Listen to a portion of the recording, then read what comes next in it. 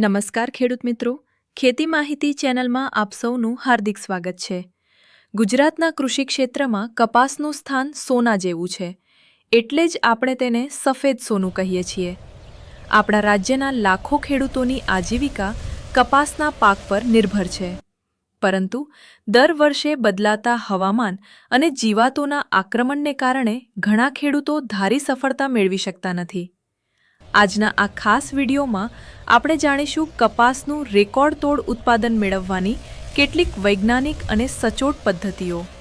વિડીયોને અંત સુધી જરૂર જોજો, જેથી કોઈ મહત્વની માહિતી ચૂકી ન જાય। 2. જમીનની તૈયારી અને વાવણી। સૌથી પહેલું પગલું છે જમીનની સાચી પસંદગી અને તૈયારી। કપાસના પાક માટે કાળી, મધ્યમ કાળી અને સારી નિતાર શક્તિ ધરાવતી જમીન ઉત્તમ ગણાય છે। ઉનાળુ ખેડ। ચોમાસા પહેલા ખેતરને ઊંડી ખેડ કરી તપવા દો, જેથી જમીનમાં રહેલા હાનિકારક કીટકો અને રોગના જીવાણુઓ નાશ પામે। વાવણી પહેલા એકર દીઠ 4 થી 5 ટન સારું કોહવાયેલું છાણિયું ખાતર અથવા અળસિયાનું ખાતરાતર જમીનમાં ભેળવવું ખૂબ જ ફાયદાકારક છે।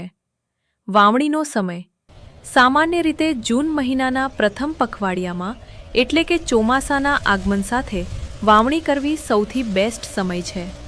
જો પિયતની સગવડ હોય તો મે મહિનાના અંતમાં આગોતરી વાવણી પણ કરી શકાય। 3. ખાતર અને પાણી વ્યવસ્થાપન।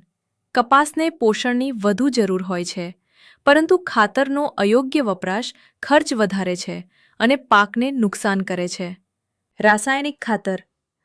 જમીનની ચકાસણી મુજબ નાઇટ્રોજન, ફોસ્ફરસ અને પોટાશ ખાતર આપવું। નાઇટ્રોજન ખાતરને હંમેશા 2 થી 3 હપ્તામાં વહેંચીને આપવું જોઈએ। પિયત। કપાસને શરૂઆતમાં ઓછું પાણી જોઈએ છે, પરંતુ જ્યારે કપાસમાં ફૂલ ભમરી સ્ક્વેરિંગ બેસવાની શરૂઆત થાય અને ઝીંડવા બોલ્સ બને, ત્યારે જમીનમાં ભેજ હોવો અત્યંત જરૂરી છે। 4. જીવાત નિયંત્રણ। મુખ્યત્વે 2 પ્રકારની જીવાતો નુકસાન કરે છે। ચૂસિયા પ્રકારની જીવાત, મોલોમશી, તડતડિયા અને થ્રિપ્સ જેવી જીવાતો પાનની નીચે રહીને રસ ચૂસે છે। આના નિયંત્રણ માટે લીમડા આધારિત દવાઓ અથવા શરૂઆતમાં હળવી કીટનાશકનો છંટકાવ કરવો। ગુલાબી ઈયળ, પિંક બોલવર્મ।